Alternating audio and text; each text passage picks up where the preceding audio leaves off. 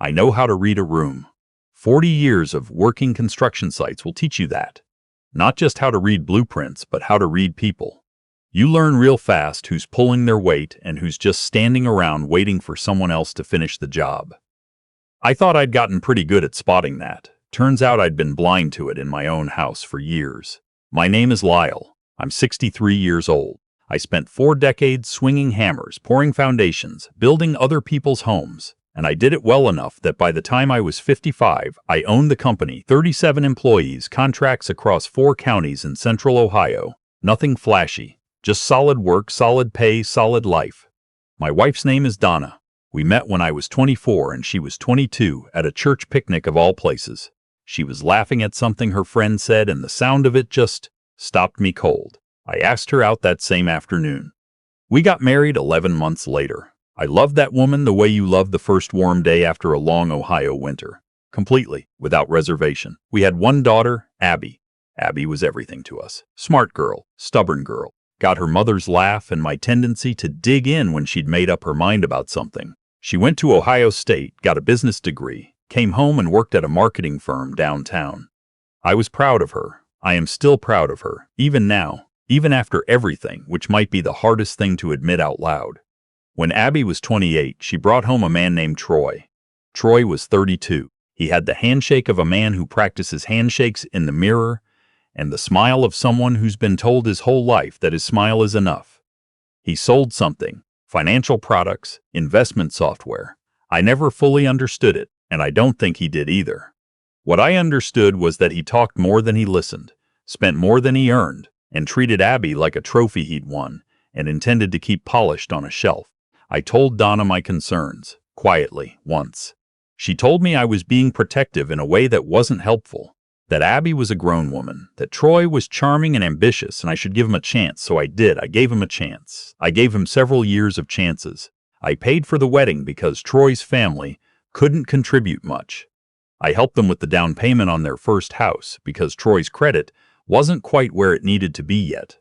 When they wanted to upgrade to a bigger place in Dublin 3 years later, I co-signed on the mortgage because, well, by then I'd stopped asking why and just started writing checks. That's what I told myself it meant to be a good father. You show up, you provide, you make things easier for the people you love. What I didn't see, or maybe what I refused to see, was that Troy had started making decisions about what he deserved based entirely on what I was willing to give. It was a Tuesday in September when the first real thing happened. I'd been having what I thought was indigestion for a few days. That tightness in the chest that you tell yourself is heartburn, because the alternative isn't something you want to think about at 62. I was at the office when it got worse. Fast. The kind of worse where your vision narrows and your left arm goes numb, and your body is telling you something in a language that doesn't need translation. My office manager, a woman named Helen who's worked for me for 16 years, took one look at me and called 911. I don't remember the ambulance ride. I remember waking up in the ICU at Ohio Health Riverside with wires on my chest and a nurse named Daryl adjusting something on a monitor and saying, very calmly, "Mr. Lyle, you're going to be okay. You had a cardiac event. Your stable cardiac event." That's what they called it. My heart had stopped doing its job for long enough that they had to help it remember. They called Donna first, then Abby. I know this because Darrell told me later. He said they called the emergency contact, Donna, at approximately 2:47 in the afternoon. He said the call lasted less than 4 minutes.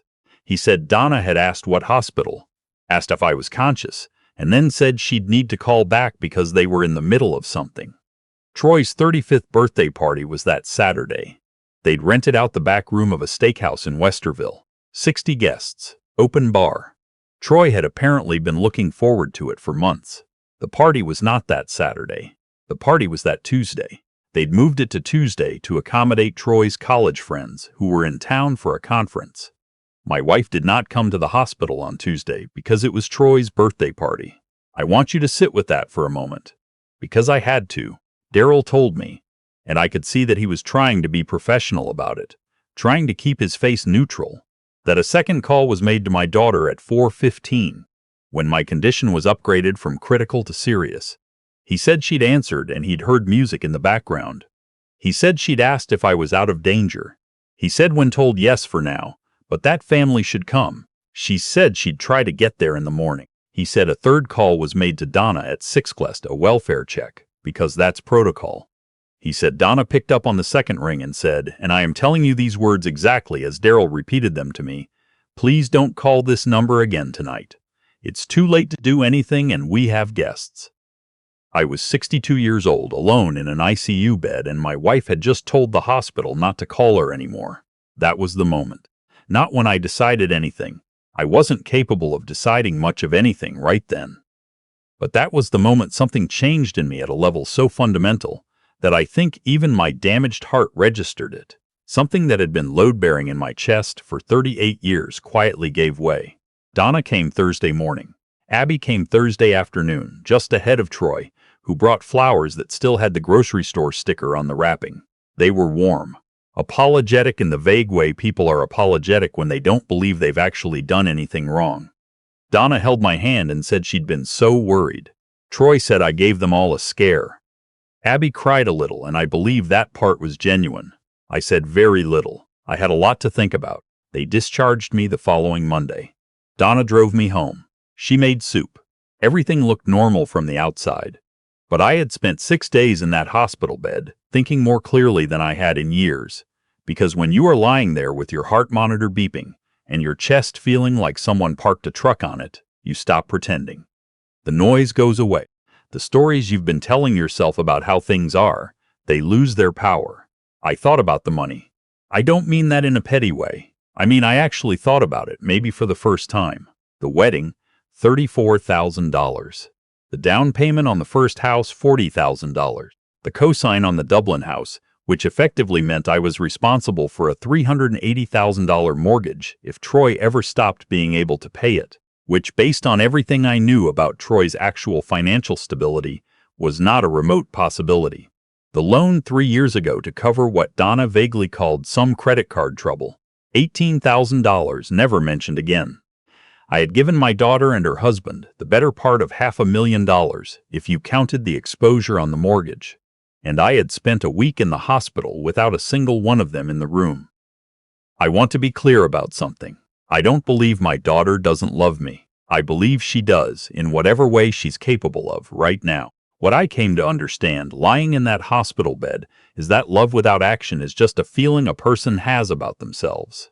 It doesn't protect you. It doesn't show up. It doesn't drive 40 minutes to sit with you in the ICU. When I got home, I did not yell. I did not cry. I did not have the conversation that a part of me had been rehearsing in my head since Thursday. Instead, I called my attorney. His name is Vernon Cawley. He'd done business contracts for me for 15 years. Good man, quiet man. The kind of lawyer who asks one question where another lawyer would ask 5. I asked him if I could come in the following week, once I was moving around better, and he said of course.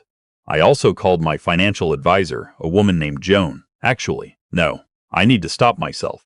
I've been telling this story for a while now, and I realize I've been leaving out something important. I need to tell you about the week before the heart attack, because it matters. 3 weeks before my cardiac event, I'd gotten a call from my bank. A courtesy call, unusual activity on the joint account. Not fraud, they said. Just wanted to make sure I was aware. I was aware of nothing. I asked them to walk me through it. Over the previous 4 months, Donna had transferred a total of $47,000 from our joint savings into an account I didn't recognize. When I looked it up, it was a personal account in her name only. She'd been moving money slowly, steadily, $8,000 here, $12,000 there. Nothing big enough to trigger automatic alerts. I didn't confront her. I sat on that information for 3 weeks because I didn't know what I was looking at. Was she scared? Was she planning something? Was it possible she was putting money away for a reason she hadn't told me? Then I had a heart attack, and she told the hospital not to call her anymore, and I stopped giving her the benefit of the doubt. I met with Vernon 6 days after I got home. I was still moving slowly, still got winded on the stairs, but I could drive and I could think. I told him everything. The money transfers, the hospital, all of it. I asked him where I stood. He said, "Lyle, in Ohio, assets accumulated during a marriage are generally marital property. But intent matters and documentation matters more." He told me what I needed to document. He told me what to do first and what to do second and what not to do until I'd done the first 2. He told me who to call at a forensic accounting firm in Columbus that had worked with divorce cases before. I want to be honest with you. I did not go into that meeting wanting a divorce. I went in wanting to understand what was happening. The divorce was where the evidence led me. Those are different things, and I think the distinction matters. What the forensic accountant found over the next 3 weeks was more than I'd expected.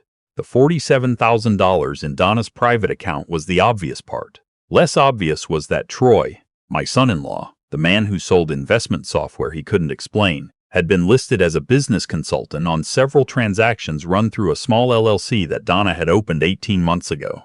An LLC I'd never heard of. An LLC into which, according to the records, $23,000 of money traced back to our joint finances had been deposited in the form of consulting fees. My son-in-law had been billing my wife's secret company for consulting work. I called Vernon on a Friday afternoon and I asked him what this meant legally. He was quiet for a moment and then he said, "At minimum, financial misconduct. Potentially more. You need to let me refer you to someone who handles this specifically." He referred me to a litigation attorney named Patricia. No, I keep doing that. I keep using their real names. Old habit. The litigation attorney told me that what I was looking at could support not just divorce proceedings but a civil fraud claim.